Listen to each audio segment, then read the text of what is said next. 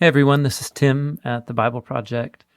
In these last couple months during the COVID-19 crisis, we have all experienced different levels of disruption in our lives. We have lost our freedom of movement as we shelter in place.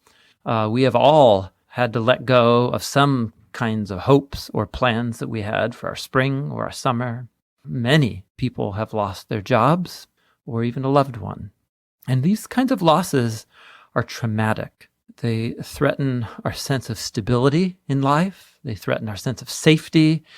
And a world that used to feel very familiar starts to feel foreign. We begin to feel like strangers in our own lives and homes. Jesus was born into a family that knew this feeling very well. He was an Israelite, which was a people group that had experienced many traumatic disruptions throughout their history. The Israelites were once dislocated slaves in Egypt, and after coming into the land that was promised to Abraham and living there for centuries, Babylon came to conquer their land and carried many Israelites away as captives into exile. And these devastating losses forced God's people to ask, where is God, first of all? And how are we supposed to be faithful to God and follow Him in these new circumstances? And maybe, is it possible that God's purposes for the world have just gone off track? Those are really good questions. They're honest questions. And it turns out that God's purposes had not gone off track. But the trauma of exile forced God's people to totally reimagine what faithfulness to God would look like in the strange new world of Babylon. They simply couldn't live and serve God the way that they had in the past anymore. They had to face this unknown future, and they had to trust that God's promises to restore His world would take place, but just in some way that they had no categories for, that they hadn't imagined yet. And I don't know about you, but something like this feeling has been happening to me over the last couple months. I was really used to my life. I had a certain way of working, of doing church, of living in my neighborhood. And along with all of you, it just all ground to a halt. And so we're all sitting here wondering, what is the new kind of normal going to be like? And it's likely that some parts of our cities and neighborhoods, some part of our homes, might not be the same for a really long time, and that's sad. But it also places us alongside many generations of God's people who have also lost a world or a life that they loved, and this made them feel like exiles in their own home. And this kind of loss forces us to trust God in new ways. It forces us to imagine new ways of following Jesus in a world that has all of a sudden become unfamiliar again. And so the scripture readings and the Bible Project video that we chose for this week's Church at Home, it invites us into the story of God's exiled people who faced this same kind of disruption in their lives. And so let's allow the story of God's love that has come to us through Jesus to give us wisdom and hope, and to give us new imaginations for what God might be up to in our strange new world. And so may God give each of us courage to follow Jesus, to love our neighbor as ourselves in this new, unfamiliar week that lay ahead of us.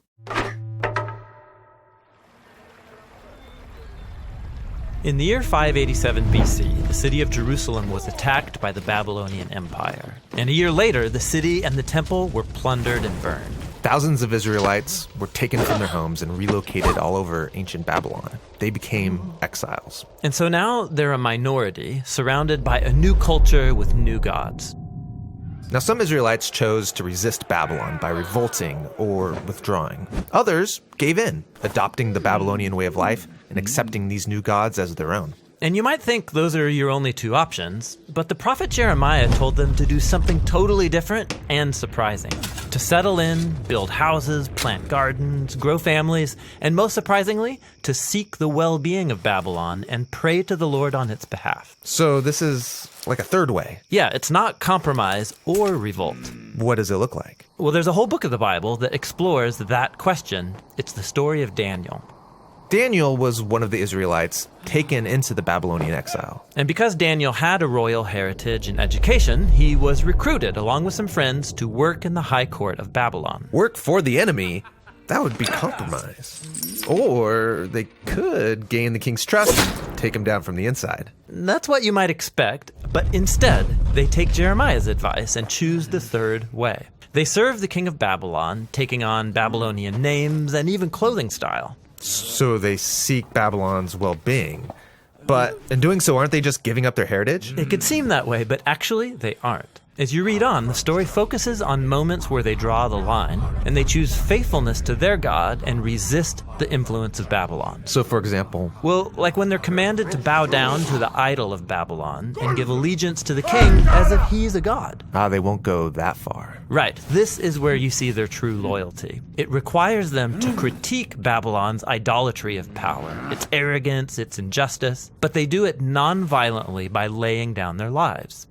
And so God vindicates Daniel and his friends for their faithfulness. So they would serve Babylon, seek its well-being, but their loyalty was always to God. Yeah, this is what Jeremiah was envisioning. The way of the exile is a combination of loyalty and also subversion. So they're still exiles. But don't Daniel and his friends long to go home? Yes, in fact, Daniel believed that God was going to send a ruler to bring down Babylon and create a true kingdom of peace. When did he think this ruler would come? Well, at first he thought within his lifetime, but then he had a dream where he found out that after Babylon would come another oppressive empire, then another, then another.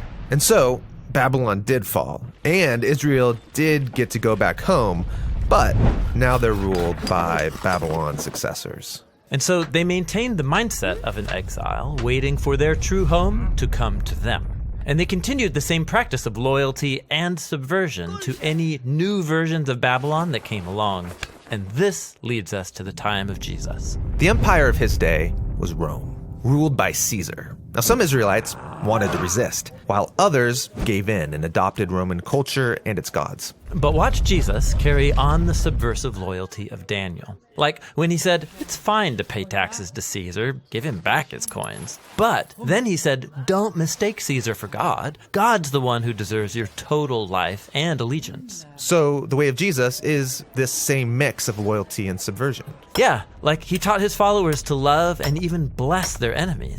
But he also got arrested for speaking out against the corrupt leaders of Jerusalem and Rome. He critiqued their idolatry of power, and it cost him his life. But God vindicated him by raising him from the dead as the true king of the nations. The king that Daniel had hoped for. Right. And Jesus promised that one day his kingdom would prevail. And so until then, his followers are living in a type of exile. Yeah, this is why the Apostle Peter calls followers of Jesus foreigners and exiles. He told them to respect the authorities of whatever place you happen to live, to honor and love all people, but then he reminds them that this isn't their true home. They're still living in Babylon. But, well, they're not living in Babylon. Babylon doesn't exist anymore. Or does it? In the Bible, Babylon has become a symbol that describes any human institution that demands allegiance to its idolatrous redefinitions of good and evil. Okay, so we all live and work in Babylon. How do I seek the well-being of Babylon while my allegiance is to someone greater? Yes, Jesus' followers are called to live in that tension between loyalty and subversion. That's the way of the exile.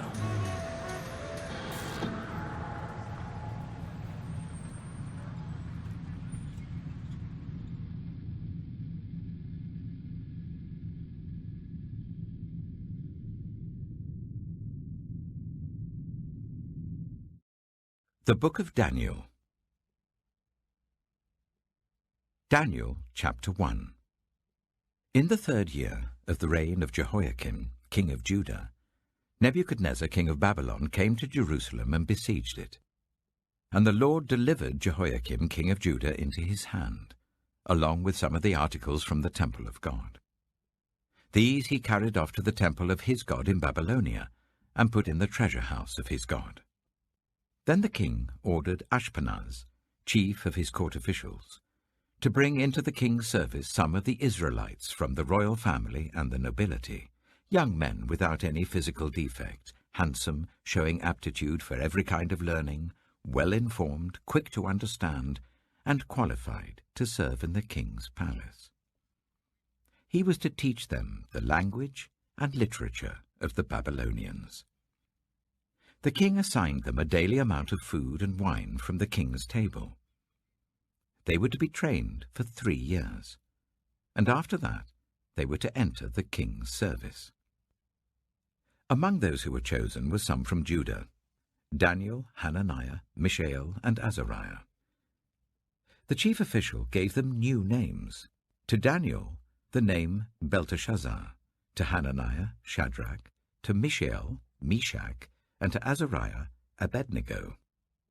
But Daniel resolved not to defile himself with the royal food and wine, and he asked the chief official for permission not to defile himself in this way. Now God had caused the official to show favor and compassion to Daniel. But the official told Daniel, "I'm afraid of my lord the king, who has assigned your food and drink. Why should he see you looking worse than the other young men of your age? The king would then have my head because of you." Daniel then said to the guard, whom the chief official had appointed over Daniel, Hananiah, Mishael, and Azariah, "Please test your servants for 10 days. Give us nothing but vegetables to eat and water to drink. Then compare our appearance with that of the young men who eat the royal food, and treat your servants in accordance with what you see." So he agreed to this and tested them for 10 days. At the end of the 10 days, they looked healthier and better nourished than any of the young men who ate the royal food. So the guard took away their choice food and the wine they were to drink, and gave them vegetables instead. To these 4 young men, God gave knowledge and understanding of all kinds of literature and learning. And Daniel could understand visions and dreams of all kinds. At the end of the time set by the king to bring them into his service, the chief official presented them to Nebuchadnezzar. The king talked with them, and he found none equal to Daniel, Hananiah, Mishael, and Azariah. So they entered the king's service. In every matter of wisdom and understanding about which the king questioned them, he found them 10 times better than all the magicians and enchanters in his whole kingdom. And Daniel remained there until the 1st year of King Cyrus. Jeremiah chapter 29. This is the text of the letter that the prophet Jeremiah sent from Jerusalem to the surviving elders among the exiles, and to the priests, the prophets, and all the other people Nebuchadnezzar had carried into exile from Jerusalem to Babylon. This was after King Jehoiakim and the Queen Mother, the court officials, and the leaders of Judah and Jerusalem, the skilled workers and the craftsmen, had gone into exile from Jerusalem. He entrusted the letter to Elasah, son of Shaphan, and to Gemariah, son of Hilkiah, whom Zedekiah, king of Judah, sent to King Nebuchadnezzar in Babylon. It said, "This is what the Lord Almighty, the God of Israel, says to all those I carried into exile from Jerusalem to Babylon. Build houses and settle down. Plant gardens and eat what they produce. Marry and have sons and daughters. Find wives for your sons and give your daughters in marriage, so that they too may have sons and daughters. Increase in number there. Do not decrease. Also, seek the peace and prosperity of the city to which I have carried you into exile. Pray to the Lord for it, because if it prospers, you too will prosper.